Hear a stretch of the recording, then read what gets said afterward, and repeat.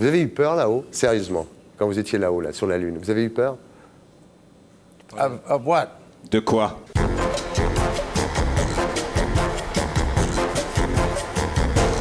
Alors, Buzz Aldrin, vous êtes présent à Paris dans le cadre du 12e festival du film Jules Verne, dont le président est James Cameron. C'est du 9 au 16 mars au Grand Rex. Un jury décernera le Jules Verne Awards du meilleur documentaire.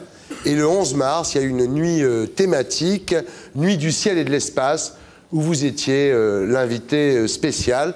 Le grand sujet de cette nuit du 11 mars, c'était la planète Mars. Est-ce que vous croyez, Buzz Aldrin, qu'on peut se baigner sur Mars?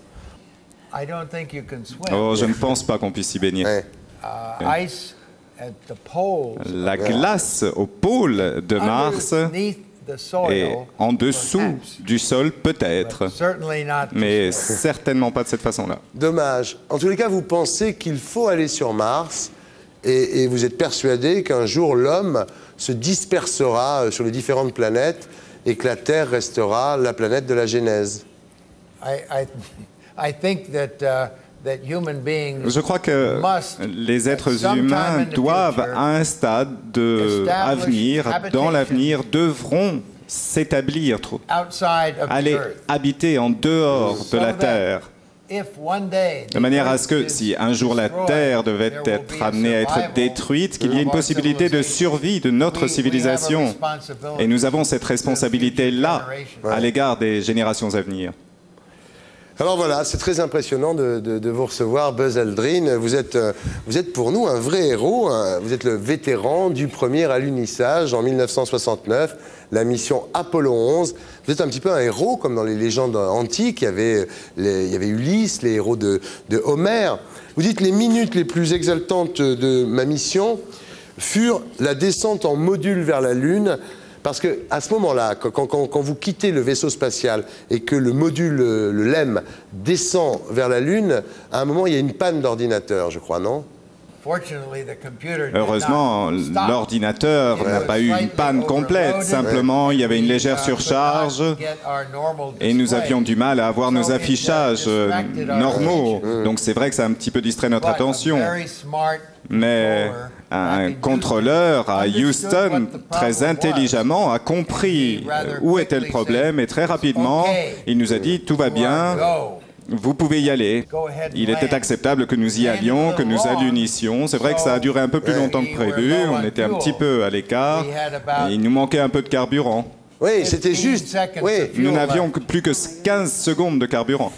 C'est extraordinaire. Quand ils ont aluni, il leur restait 15 secondes de carburant. Et c'est Neil Armstrong qui a pris les commandes et qui a posé le LEM, le module lunaire, dans un endroit qui n'était pas celui qui était prévu, c'est à 7 km de là, voilà. Alors, tout se passe bien et Neil Armstrong, le capitaine de la mission, demande d'avancer la sortie sur la Lune. Ça s'est tellement bien passé qu'ils sont sortis plus tôt.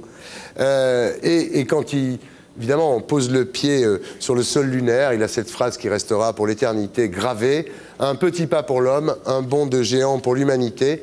C'est excellent, ça. C'est un slogan qui a été trouvé par une agence de Madison Avenue, ça? À mon avis, il a demandé conseil auprès de quelqu'un d'autre.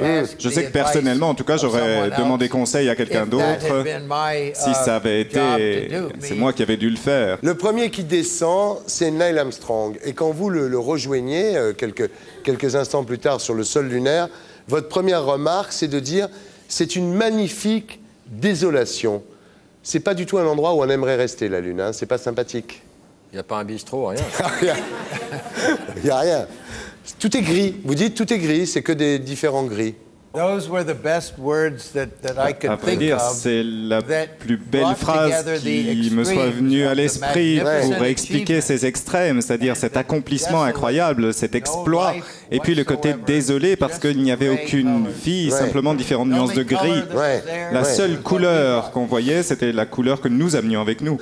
Alors vous dites, vue de la Lune, la Terre apparaît 4 fois plus grande, mais elle nous semblait loin. Et pourtant, 1 milliard de spectateurs vous regardent ce soir-là et rigolent quand vous marchez comme un kangourou. Vous dites, le monde entier avait les yeux rivés sur nous, mais le rêve était sur la Terre. Sur la Lune, il n'y avait qu'anxiété et conscience de la charge. C'est-à-dire, ce que vous dites en fait, c'est que le plus important dans toute cette histoire, c'est pas les cailloux qui ont été collectés sur la Lune. Le plus important pour vous, c'est l'expérience personnelle vécue par tous les terriens. Oui, tout à fait. Ce sont les gens restés sur Terre qui ont eu le plaisir de ce succès et qui l'ont célébré avec nous. Et nous, qui étions très intéressés par le succès, c'est vrai qu'on avait beaucoup à faire et on n'a pas vraiment partagé cette célébration. Ça nous est passé à côté.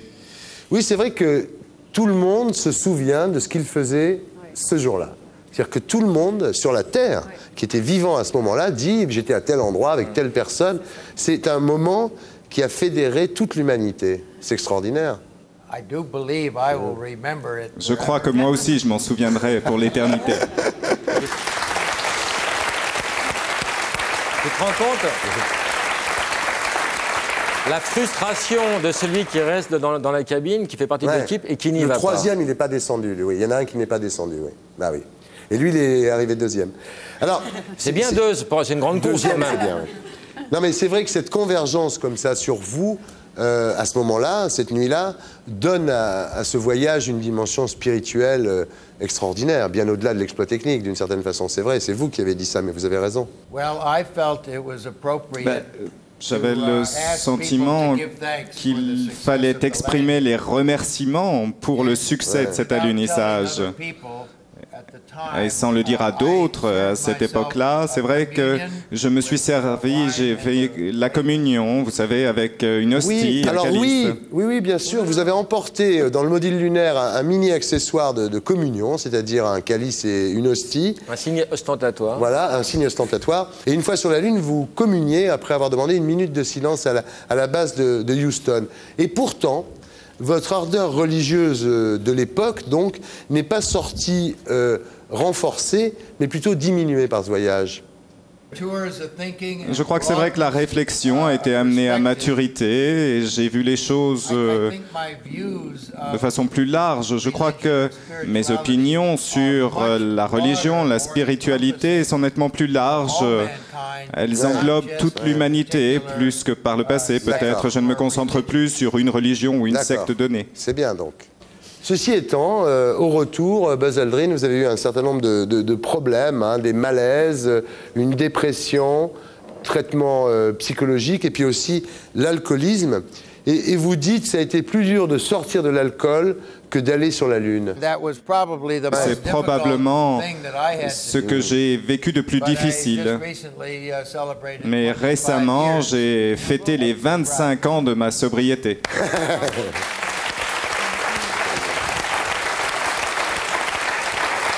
Ça s'arrose. Scotch. Scotch. Buzz, est-ce qu'il y a un moon blues? Est-ce qu'il paraît que les 12 personnes qui ont marché sur la Lune ont eu des dépressions? Oui, est-ce que c'est ça? Est-ce que c'est parce qu'une fois qu'on est allé sur la Lune, on ne sait plus quoi faire sur la Terre, finalement? Non, je sais très bien ce que je dois faire. J'essaye d'améliorer le programme spatial et d'en aider d'autres à aller dans l'espace, à retourner sur la Lune et, au bout du compte, amener les êtres humains à aller sur Mars. Alors, Buzz Aldrin en a raconté que durant ce voyage, vous auriez vu des choses que la NASA vous aurait interdit de révéler à votre retour. Est-ce que vous avez vu des petits hommes verts ou des trucs extraordinaires dont vous n'auriez pas le droit de parler? Ah, certainement pas. Mais il y a une chose qu'on a découvert quand même depuis votre voyage, c'est en 1999, quand il y a eu les 30 ans du voyage sur la Lune, on a découvert dans les archives du gouvernement américain que si à l'époque il y avait eu un problème, si vous n'aviez pas été capable de remonter depuis la Lune jusque dans le vaisseau spatial, si le LEM n'était pas arrivé à redécoller, le LEM c'était un petit peu le maillon faible de l'opération, la NASA avait décidé à ce moment-là de couper les communications et on vous aurait laissé mourir sur la Lune sans vous voir et vous entendre. Mais c'est quelque chose à laquelle je m'attendais.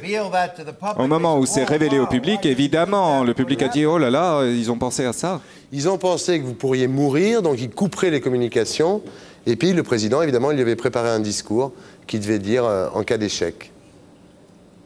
Vous avez eu peur là-haut? Sérieusement, quand vous étiez là-haut, là, sur la Lune? Vous avez eu peur? Of what? De quoi? I've been in combat in Korea. In Korea. J'ai combattu en Corée. J'ai descendu 2 avions. Je vous assure que ça vous donne une préoccupation. Pour conclure, Buzz Aldrin, qu'est-ce que ça vous a apporté, cette histoire? Qu'est-ce que vous avez appris dans toute cette histoire? What did you learn? J'ai appris que lorsque notre pays décide de faire quelque chose, on réagit, on répond avec force.